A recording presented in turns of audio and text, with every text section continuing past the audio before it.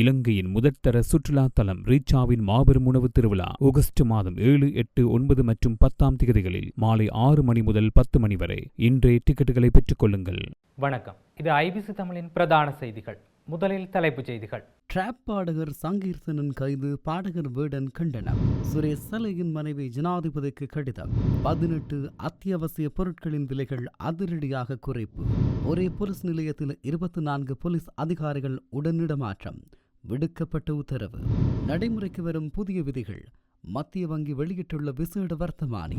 ஈரானுக்கு பேரிழப்பு. ஆஸ்திரேலிய தாக்குதலில் 2 இராணுவ அதிகாரிகள் பலி. பெண்களுக்கு எதிரான குற்றங்களுக்கு கடும் நடவடிக்கை. முதலமைச்சர் விஜய் எச்சரிக்கை. இனி தொடர்பான விரிவான செய்திகள்.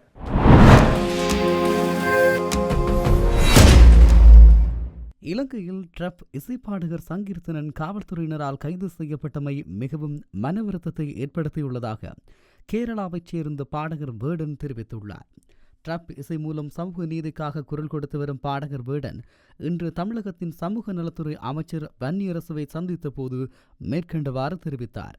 வேடனுடன் ஊடக சந்திப்பில் பங்கேற்ற அமைச்சர் வன்னியரசு சங்கீர்த்தனன் கைது நடவடிக்கையை கண்டித்ததோடு ஸ்ரீலங்கா அரசு அவரை விடுதலை செய்ய வேண்டும் எனவும் வலியுறுத்தினார்.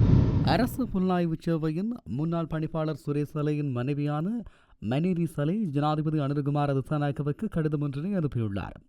சுரேஷ் சலைவுக்கு எதிராக அமல்படுத்தப்பட்டுள்ள தடுப்பு காவல் உத்தரவை உடனடியாக ரத்து செய்யுமாறு அந்த கடிதத்தின் மூலம் அவர் கோரிக்கை விடுத்துள்ளார். மேலும் சுரேஷ் சலைவை தடுப்பு காவலில் வைப்பது தொடர்பாக நீதவான் நீதிமன்ற நடவடிக்கைகள் கடந்த மே மாதம் 20ஆம் தேதி கோட்டை நீதவான் நீதிமன்றத்தில் எடுத்துக் கொள்ளப்பட்டதாகவும் அந்த நீதிமன்ற நடவடிக்கைகளின் போது நீதிமன்ற உத்தரவுக்கு அமைய தயாரிக்கப்பட்ட சட்ட வைத்திய அதிகாரியின் அறிக்கை கிடைத்ததாகவும் அவர் கடிதத்தில் குறிப்பிட்டுள்ளார். அந்த சட்ட வைத்திய அதிகாரியின் முடிவுகளின் மூலம் தடுப்பு காவலில் இருந்தபோது தனது கணவர் அனுபவித்த உடல் மற்றும் மனரீதியான சித்திரவதைகள் தொடர்பாக அவர் தொடர்ச்சியாக தெரிவித்து வந்த விடயங்கள் உறுதிப்படுத்தப்பட்டுள்ளதாக அவர் ஜனாதிபதிக்கு சுட்டிக்காட்டியுள்ளார். லங்கா சதோசு நிறுவனம் 18 அத்தியாவசிய உணவுப் பொருட்களின் விலைகளை குறைப்பதற்கு தீர்மானித்துள்ளது. இதன் அடிப்படையில் இன்று முதல் இந்த புதிய விலை திருத்தங்கள் நடைமுறைக்கு வரும் என தெரிவிக்கப்பட்டுள்ளது. குறித்த விடயத்தை வர்த்தக, வணிக, உணவு பாதுகாப்பு மற்றும் கூட்டுறவு அபிவிருத்தி அமைச்சு தெரிவித்துள்ளது. இந்த நிலையில் பெரிய வெங்காயம், வெள்ளைச்சீனி, பருப்பு, தட்டைப்பயிறு, கடலை, பாசிப்பயிறு, கொண்டை கடலை, கோதுமை மா, சிகப்பு பச்சரிசி, சிகப்பு நாட்டரிசி, சம்பா அரிசி, வெள்ளை நாட்டரிசி மற்றும் பொன்னிச்சம்பா உள்ளிட்ட 18 வகையான பொருட்கள் இந்த விலை குறைப்பு பட்டியலில் அடங்குவதாக அமைச்சு தெரிவித்துள்ளது. மத்திய கிழக்கில் நிலவும் யுத்த சூழல் காரணமாக ஏற்பட்டுள்ள உலகளாவிய பொருளாதார நெருக்கடியின் மத்தியில் நாட்டு மக்களுக்கு நிவாரணம் வழங்கும் நோக்கில் அரசாங்கத்தின் தலையீட்டுடன் இப்பொருட்களின் விலைகளை குறைக்க தீர்மானித்துள்ளதாக அமைச்சு மேலும் தெரிவித்துள்ளமை குறிப்பிடத்தக்கது. யாழ்ப்பாணம் போதனா வைத்தியசாலை இரத்த வங்கி பிரிவில் தற்போது மீண்டும் அனைத்து வகை குருதிகளுக்கும் தட்டுப்பாடு ஏற்பட்டுள்ளதாக வைத்தியசாலை இரத்த வங்கி பிரிவினர் தெரிவித்துள்ளனர். அதே சமகாலத்தில் ஐபிசி தமிழ் வானொலியின் 29வது பிறந்த நாளை முன்னிட்டு நேற்றைய தினம் உதிரம் கொடுத்து உயிர் காப்போம் வாரீர் என்ற துணிப்பொருளில் இரத்த தான முகாம் ஒன்று முன்னெடுக்கப்பட்டது. யாழ்ப்பாணம் போதனா வைத்தியசாலையில் இந்த வாரம் 4 குருதிக்குடி முகாம்கள் இரத்தாகியதால் குருதி சேகரிப்பு பாதிக்கப்பட்டுள்ளதாக வைத்தியசாலை இரத்த வங்கி பிரிவினர் தெரிவித்துள்ளனர். குருதி கொடையாளர்கள் யாழ்ப்பாணம் போதனா வைத்தியசாலையின் இரத்த வங்கியின் 12ஆம் இலக்க நுழைவாயின் ஊடாக தினமும் காலை 8 மணியிலிருந்து மாலை 4 மணி வரை வந்து குருதி கொடை வழங்கி உயிர் காக்கும் உன்னத பணிக்கு ஒத்துழைப்பு வழங்க வேண்டும் எனவும் யாழ்ப்பாணம் போதனா வைத்தியசாலை இரத்த வங்கி பிரிவினர் கோரிக்கை விடுத்துள்ளனர். இலங்கையில் தமிழீழ விடுதலை புலிகள் அமைப்பை ஊக்குவிக்கும் செயற்பாடுகளுக்கு ஒருபோதும் இடமளிக்க முடியாது என ஸ்ரீலங்கா பொதுமக்கள் பாதுகாப்பு அமைச்சர் ஆனந்த விஜயபால நேற்றைய தினம் நாடாளுமன்றத்தில் கருத்து வெளியிட்டுள்ளார். கல்பெட்டி போலீஸ் நிலையத்தின் பொறுப்பதிகாரி தவிர்ந்த ஏனைய அனைவரும் கூண்டோடு இடமாற்றம் செய்யப்பட்டுள்ளனர். புத்தளம் மாவட்டத்திற்கு பொறுப்பான சிரேஷ்ட போலீஸ் அத்தியட்சகர் அதற்கான உத்தரவை பிறப்பித்துள்ளார். இதன் பிரகாரம் 24 போலீஸ் அதிகாரிகள் உடனடியாக நடைமுறைக்கு வரும் வகையில் இடமாற்றம் செய்யப்பட்டுள்ளனர். அத்துடன் ஏனைய 15 அதிகாரிகள் நாளைய தினம் தொடக்கம் நடைமுறைக்கு வரும் வகையில் இடமாற்றம் செய்யப்பட்டுள்ளனர். இவர்கள் அனைவரும் புத்தளம் மாவட்டத்தின் ஏனைய போலீஸ் நிலையங்களுக்கு இடமாற்றம் செய்யப்பட்டுள்ளனர். அதே நேரம் புத்தளம் மாவட்டத்தின் ஏனைய போலீஸ் நிலையங்களில் இருந்து 35 போலீஸ் அதிகாரிகள் உடனடியாக நடைமுறைக்கு வரும் வகையில் கல்பெட்டிய போலீஸ் நிலையத்திற்கு இடமாற்றம் செய்யப்பட்டுள்ளனர். இலங்கை மத்திய வங்கி 2023ஆம் ஆண்டின் 16ஆம் இலக்கு இலங்கை மத்திய வங்கி சட்டத்தின் கீழ் உள்ள 2026ஆம் ஆண்டின் 2ஆம் இலக்கு ஏற்றுமதி வருவாய்களை தாய்நாட்டிற்காக கொண்டு செல்லும் விதிகள் என்ற வர்த்தமானிய அறிவிப்பை வெளியிட்டுள்ளது. இந்த புதிய விதிகள் நாடாளுமன்றத்தினால் அங்கீகரிக்கப்பட்ட நாளிலிருந்து நடைமுறைக்கு வரும் என அறிவிக்கப்பட்டுள்ளது. மேலும் முன்னர் நடைமுறையிலிருந்து 2024 மற்றும் 2026 ஆண்டுகளின் விதிகளை திருத்துவதன் மூலம் புதிய விதிகள் அறிமுகப்படுத்தப்பட்டுள்ளன.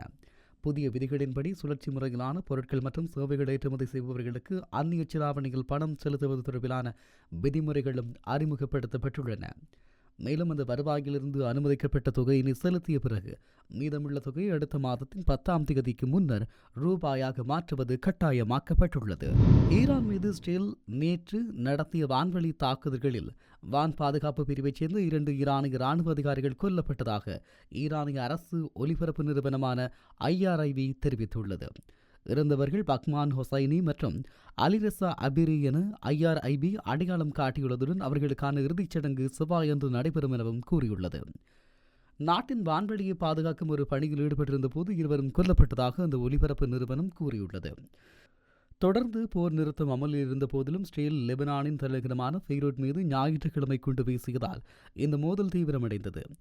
இதைத் தொடர்ந்து ஈரான் வடக்கு இஸ்ரேல் மீது ஏவுகணைகளை ஏவியது. இதற்கு பதிலடியாக இஸ்ரேல் மீது ஈரான் பல கட்டங்களாக வான்வழி தாக்குதல்களை நடத்தியது. தெஹ்ரான், எல்பகான் மற்றும் தப்ரிஸ் ஆகிய இடங்களில் குண்டுவெடிப்புகள் நிகழ்ந்ததாக தகவல்கள் வெளியாகின. திங்களன்று சண்டை தொடர்ந்த நிலையில் இஸ்ரேலுக்கு எதிரான தனது தாக்குதலை நிறுத்துவதாக ஈரானிய ராணுவம் அறிவித்துள்ளதுடன் லெபனான் மீதான இஸ்ரேலிய தாக்குதல்கள் தொடர்வதால் பதிலடி கொடுக்கப்படும் எனவும் எச்சரிக்கப்பட்டுள்ளது. தமிழ்நாட்டில் பெண்களை தொந்தரவு செய்துவிட்டு தப்பிவிடலாம் என நினைப்பவர்களுக்கு எச்சரிக்கை விடுக்கிறேன். பெண்களுக்கு எதிரான குற்றங்களை சகித்துக் கொள்ளவே முடியாது என முதலமைச்சர் விஜய் தெரிவித்துள்ளார். அத்தோடு பெண்களுக்கு எதிரான குற்றங்களுக்கு கடுமையான நடவடிக்கைகள் மிக விரைவாக எடுக்கப்படும் என சிங்கப்பெண் சிறப்பு அதிரடிப்படை தொடக்க விழாவில் முதலமைச்சர் விஜய் குறிப்பிட்டார். தமிழ்நாட்டில் ஆட்சி மாற்றம் ஏற்பட்டு தமிழக வெற்றிக் கழக தலைவர் விஜய் கடந்த மே மாதம் 10ஆம் தேதி முதலமைச்சராக பதவியேற்றுக் கொண்டார். அப்போது குழந்தைகள் பெண்களின் பாதுகாப்புக்காக சிங்கப்பெண் சிறப்பு அதிரடிப்படை உருவாக்கப்படும் என அறிவித்து அவர் பதவியேற்பு விழா மேடையிலேயே அது தொடர்பான கோப்பில் கையெழுத்திட்டார். தொடர்ந்து அதிரடிப்படையின் ஐஜியாக பவானீஸ்வரி நியமிக்கப்பட்டார். இந்த படையில் மேலும் ஒரு SP, 2 DSP மற்றும் 4 ஆய்வாளர்கள் உட்பட 30க்கும் மேற்பட்ட போலீசார் நியமிக்கப்பட்டுள்ளனர். சிங்கப்பெண் அதிரடிப்படையில் இடம்பெறும் பெண் போலீசார் மற்றும் பெண் எஸ்ஏக்களுக்கு நேவி ப்ளூ நிற சட்டை, காக்கி பேண்ட் என்ற சிறப்பு சீருடை அறிமுகம் செய்யப்பட்டுள்ளது. இந்த நிலையில் சென்னை எழும்பூர் ராஜரத்ன மைதானத்தில் சிங்கப்பெண் சிறப்பு அதிரடிப்படை திட்டத்தை முதல்வர் விஜய் நேற்று தொடங்கி வைத்தார். முதல்ல இந்த போதைப் பொருள் நடமாட்டத்தை வேரோட பிடுங்கி எறியணும். அப்படி எரிஞ்சாதான் இந்த பெண்களுக்கான இந்த சேஃப்டி ரொம்ப ஸ்ட்ராங் ஆகும். இது ரெண்டுமே ஸ்ட்ராங் ஆனாலே ஆட்டோமேட்டிக்கா சட்டம் ஒழுங்கும் சரியாகும். இந்த 3 விஷயம் சொன்னல, இந்த போதைப் பொருள் நடமாட்டம், பெண்களுக்கு எதிரான இந்த கொடுமை, இந்த சட்டம் ஒழுங்கு, இது 3மே ஒண்ணுக்கு ஒண்ணு இன்டர்லிங்க்ட் தான். இதுவும் இப்ப புதுசா வந்த பிரச்சனை கிடையாது. பல வருஷமா இது இன்டர்லிங்க்டா தான் இருக்குது. இதெல்லாம் ஏன் எதுக்குன்றது இப்ப முக்கியம் இல்லை, இது எப்படி சரி செய்ய போறோம்ன்றதுதான் முக்கியம். பட் அதே நேரத்துல இன்னொன்னையும் நம்ம மனசுல எடுத்துக்கணும். இந்த பெண் குழந்தைகளுக்கான இந்த பாதுகாப்பு இது வெறும் சட்டம் ஒழுங்கு சம்பந்தப்பட்டது மட்டும்தானா அப்படின்னு கேட்டீங்கன்னா இல்ல, இது சமூக ஒழுங்கும் சம்பந்தப்பட்டிருக்கு. சமூக ஒழுங்குல தனி மனித ஒழுங்கும் சம்பந்தப்பட்டிருக்கு. தனி மனிதன் ஒழுங்கா இருந்தாலே அந்த சமூகம் தன்னால மாறும். ஒரு கட்டுப்பாட்டோட ஒரு பொறுப்பா இருந்தாலே இந்த மாதிரி பல பிரச்சனைகளை நம்ம கண்ட்ரோல் பண்ணலாம். படிக்கிற இடத்துல, வேலைக்கு போற இடத்துல, டிராவல் டைம்ல, ஆனா டெய்லி லைஃப்ல பயம் இல்லாம மரியாதையோட நம்ம பெண்கள் வாழணும். அதுக்கான ஒரு அட்மாஸ்பியரை நம்ம கிரியேட் பண்ணணும். அதுதான் நம்மளுடைய ஃபர்ஸ்ட் டார்கெட்டு. இவ்வளவு நேரம் நான் இதெல்லாம் ரொம்ப சாஃப்டா சொல்லிட்டு இருந்தேன். ஆனா பெண்களை தொந்தரவு செஞ்சுட்டு அப்படியே எஸ்கேப் ஆகி போயிடலாம்னு நினைக்கிறவங்களுக்கு நான் ஒரு வார்னிங்காவே சொல்றேன். பெண்கள் பாதுகாப்பை டிஸ்டர்ப் பண்றவங்க யாரா இருந்தாலும் அது சகிச்சுக்கவே முடியாது. அவங்களுக்கான தண்டனைக்கான அந்த நடவடிக்கைகள் எல்லாமே போலீஸ் டிபார்ட்மெண்ட்ல இருந்து ரொம்ப கடுமையான ஒரு தண்டனையா இருக்கும். கடுமையான ஒரு நடவடிக்கைகளா இருக்கும். அந்த தண்டனை, அவங்களுக்கான அந்த சார்ஜ் ஷீட் எல்லாமே ரொம்ப ஃபாஸ்டா, ஸ்பீடா அது செயல்படுத்தப்படும். என்ன ஒண்ணு, அந்த ஸ்பீட்ல நிரபராதிகள் யாரும் தண்டிக்கப்பட்டிருக்கூடாது. இதையும் காவல் அதிகாரிகள் மைண்ட்ல எடுத்துக்கணும். செய்திகளின் நிறைவாக மீண்டும் தலைப்புச் செய்திகள். டிராப் பாடகர் சங்கீர்த்தனன் கைது, பாடகர் வேடன் கண்டனம். சுரேஷ் சலையின் மனைவி ஜனாதிபதிக்கு கடிதம். 18 அத்தியாவசிய பொருட்களின் விலைகள் அதிரடியாக குறைப்பு. ஒரே போலீஸ் நிலையத்தில் 24 போலீஸ் அதிகாரிகள் உடனிடமாற்றம். விடுக்கப்பட்ட உத்தரவு. நடைமுறைக்கு வரும் புதிய விதிகள். மத்திய வங்கி வெளியிட்டுள்ள விசேட வர்த்தமானி. ஈரானுக்கு பேரிழப்பு. ஆஸ்திரேலிய தாக்குதலில் 2 இராணுவ அதிகாரிகள் பலி. பெண்களுக்கு எதிரான குற்றங்களுக்கு கடும் நடவடிக்கை. முதலமைச்சர் விஜய் எச்சரிக்கை. இத்துடன் ஐபிசி தமிழின் பிரதான செய்திகள் நிறைவு பெற்றன.